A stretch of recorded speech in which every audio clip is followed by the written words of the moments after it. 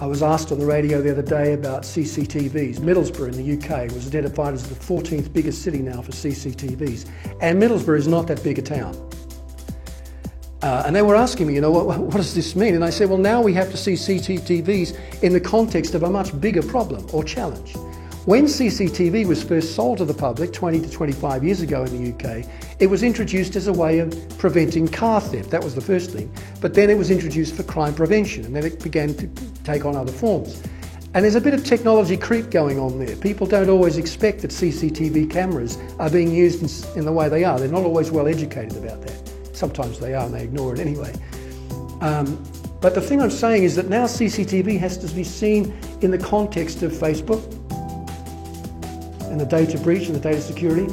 It has to be seen in the context of governments losing private data in large swathes. This is a whole challenge we face of soft surveillance. It's going on all the time. Big data is wonderful.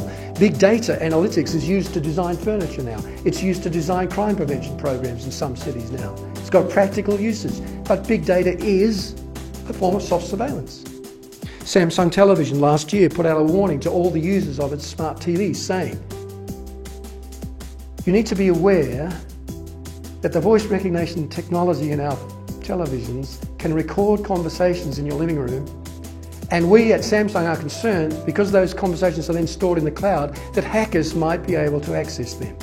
Now, George Orwell would have loved that. Your TV is listening to you. Alexa gave the same warning, Amazon, just a few weeks ago, didn't it? Do you read that? Same thing. It's a form of attentive technology. Biohacking is a challenge coming up. It's not here yet, but it will. In Sweden today, there are workstations like Epicenter just outside Stockholm. It's made up of a number of businesses, but they encourage the workers to have a chip built into their skin under the wrist, and they can wave it and open the security doors at work. They can pay for their lunch at the canteen. They can run the photocopier using this chip. Sounds cool, sounds sexy, no cards, no keys, fantastic. Except that any computerized device can be hacked. Not in theory.